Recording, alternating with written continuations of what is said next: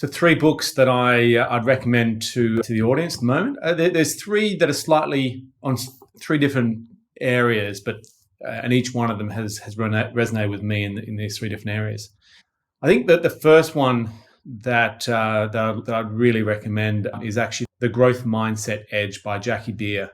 And the reason I start with this one is that, in my opinion, if we're looking to lead or make significant changes with an organization, we often should be looking within ourselves and understanding whether we are ready to be able to implement and execute that significant change within an organization. And that's where the growth mindset is something, in my opinion, is foundational and fundamental to allow you to truly lead. And you'll find that when you read this book, that it really outlines quite a few tools, but really tells you about how the mind works and really how powerful it can be to actually embrace and to focus in on your strengths ultimately, or the positive elements of what you're trying to achieve, and understanding the impact on yourself, on your psyche. That if you spend too much time focusing on the negatives or on the past or on things that you can't control, that really you don't have space then for other people. And as a leader and as a change agent, that's what you need. You need that.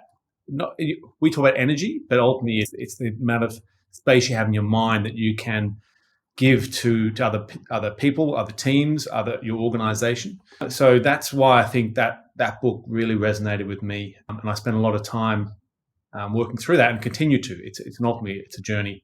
And the other key element around this book is not only does it the understanding how your mind works more than you might have previously, but it also it talks about continuous learning, which all makes sense and all wraps together. And how do you continually learn?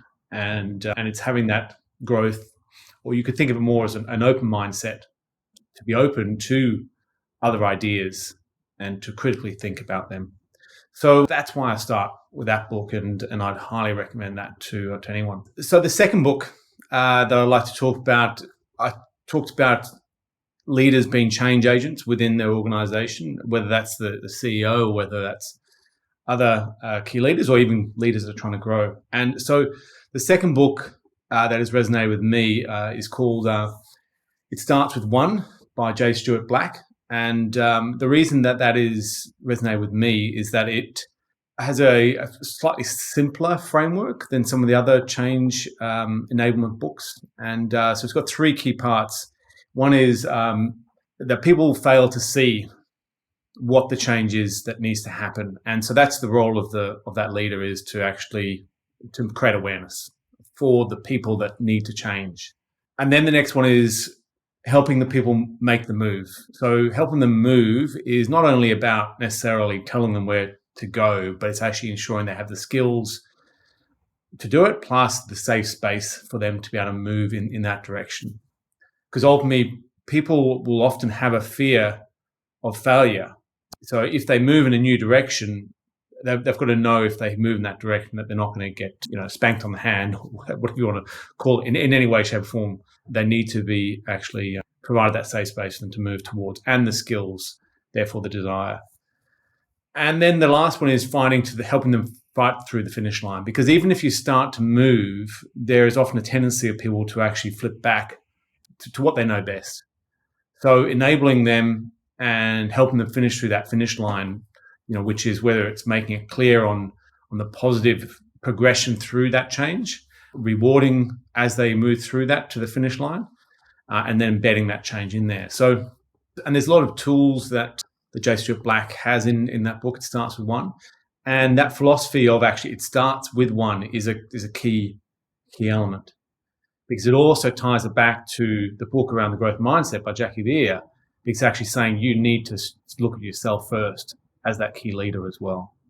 So it should start with one, and usually it starts with the one at the top to ensure that they can enable that change. The third book, which you'll see there's a bit of a theme here, is The 5 Dysfunctions of a Team. And really that is, again, similar to It Starts With One, a simple approach There's a lot more complex books around team performance and creating high team performance.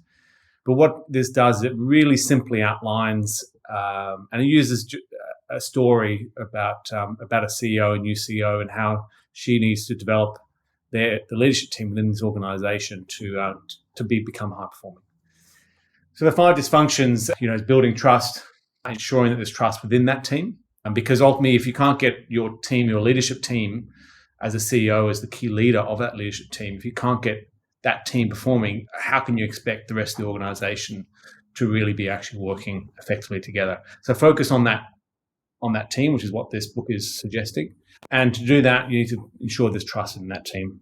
And then the next layer is that the fear of conflict. For teams to be able to really perform highly and be effective, is there needs to be conflict. Now, I'm not talking about negative personal conflict. I'm talking about having the safe space within that team to genuinely challenge and hold people to account for what they say, and to ensure that there's a shared understanding of what is going on. So you need to have what I call genuine conversations. Those conversations where you're actually challenging people and there's no fear that you're going to get slapped on the hand or reprimanded as such in whatever shape that looks like, whether it's a retort or whether it's actually removal from the team or firing. The next one is commitment. So that is everyone in the team committed? And I mean really committed to the team and to the organization. And then there's accountability. I mentioned that with a fear of conflict. So you need to also ensure that everyone within that team is holding each other to account. And once that is occurring, then we are creating a space for that team to really be high performing. And the last one is the attention to results.